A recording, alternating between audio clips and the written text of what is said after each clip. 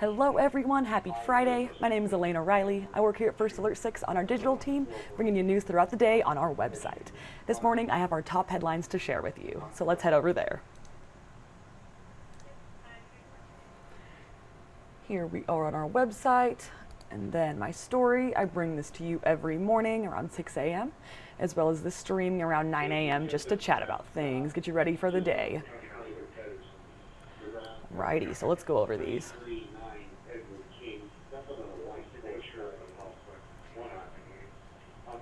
We had some breaking news this morning. Sadly, 2 people are dead and 3 people are in the hospital after a crash on I-480 in Omaha. This happened early this morning around 2 a.m. It was near 10th Street, of course, in the downtown area. We heard from Sergeant Jason Manning with the Omaha Police Department. He confirmed in a social media post at about 5 a.m. today that the crash did kill 2 people. And we also spoke with police dispatch. They said that the 3 people that were taken to the hospital have potentially life-threatening injuries. No update yet on that, but we're hoping on one real soon for that. Our crew on the scene did tell us that there were 2 vehicles involved in this crash. It did close down Interstate 480 for a while in the morning. It was about 5 hours, from about 2 a.m. up until about 7. That was closed, so traffic was diverted. Definitely caused some impacts to traffic there. We had some more breaking news this morning is that 1 person is in the hospital after a crash in the Millard area. This happened early, a little just after midnight, so very early this morning. Happened near 159th Avenue and Q Street. Again, we spoke with police dispatch. They told us that the victim's injuries are considered to be non-life-threatening, so good news for this one. And this crash also did involve 2 cars, according to our crew on the scene. That's what they tell us. My next top headline for the day is that a civilian employee at the an Office Air Force Base, of course, in Bellevue, he has pleaded guilty to conspiracy charges. So this is retired U.S. Army Lieutenant Colonel David Franklin Slater. He's 64. He's from here in Nebraska. He pleaded guilty yesterday for sharing classified information. This happened in court. Some background on Slater. He held top security clearance while working in a classified area of Stratcom from August 2021 up until April of 2022, when he retired at that time. Court documents allege that Slater attended regular briefings about Russia's war against Ukraine. He allegedly shared what he learned from those meetings on a foreign dating platform to someone that he believed was a woman in Ukraine. So, of course, this crime did happen all online on that platform, on the app. So Slater is facing up to 10 years in federal prison, plus 3 years of supervised release for these charges, and a fine of up to $250,000 for each count. Hoping to hear more on that when he is sentenced in October. So we'll have an update there for you.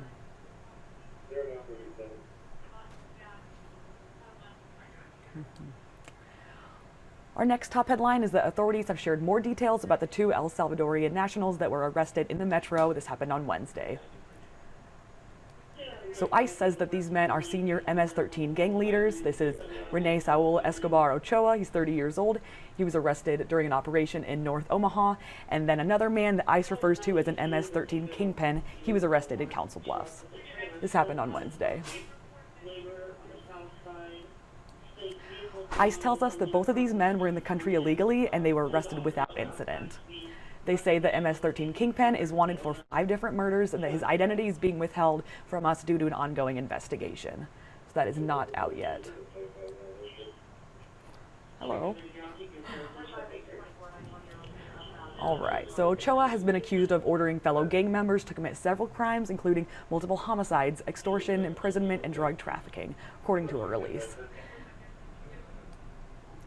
Right now, these 2 men are in ICE custody, where they will remain for now.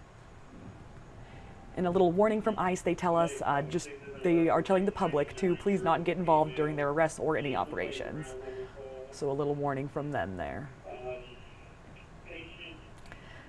Next, the Fremont County Sheriff's Office in Iowa has arrested a man following a road rage incident, where this man allegedly threw a steel pickup hitch ball through the window of a semi-truck. Very interesting story here. Authorities tell us the deputies responded on June 25th, this was a little while ago, it was around 4 p.m., to a reported road rage incident on 195th Avenue in rural Percival, Iowa. So it happened near I-29-ish. This man is Corey Behrens, he's 42. He was arrested last Wednesday for intimidation with a dangerous weapon, going armed with intent, fourth-degree criminal mischief, and assault with intent to inflict serious injury. Of course, in this incident, there was a very interesting video there. We had that up on our website if you want to check that out, just what happened during this incident that this man is arrested for. A little more about that incident. The report states that Behrens allegedly swerved at a semi and drove ahead before getting out of his truck and throwing a steel pickup hitch at the semi's windshield, which broke this glass on that windshield.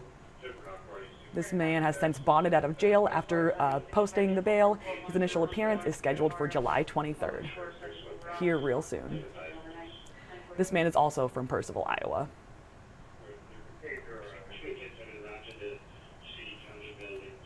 All right, my last headline for the day is that the man facing charges related to a string of Bennington area crashes.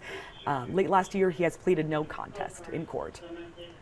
So this is Spencer Rademacher. He's 23 years old. He entered a negotiated plea to criminal mischief, resulting in damages of $5,000 or more. This happened yesterday in court. He's facing a sentence of up to 2 years in prison, as well as a $10,000 fine. I have his mugshot up here on the story if you want to check that out.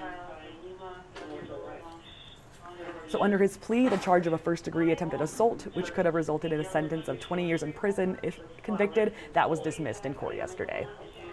And then he is set for sentencing on September 11th, so we'll have an update then for you. A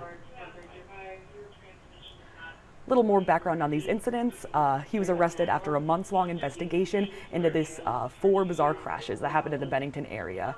It was around November, December time last year. These court documents show that victims believed Rademacher, sorry, getting the last name right. He was the person who reported each of the incidents to authorities. Little bit of background there. In the past, he has also been convicted of criminal mischief, so that's a little more background on him, and that this man does have ADHD and autism. Hoping to hear more on that. That is all the headlines I have for you this morning. I bring you the streaming every morning around 9 a.m. and thank you very much for tuning in. Please catch our midday at 11 as well as our newscast throughout the day. Stay up to date on our website as well. I'll be updating that with everything. Thank you.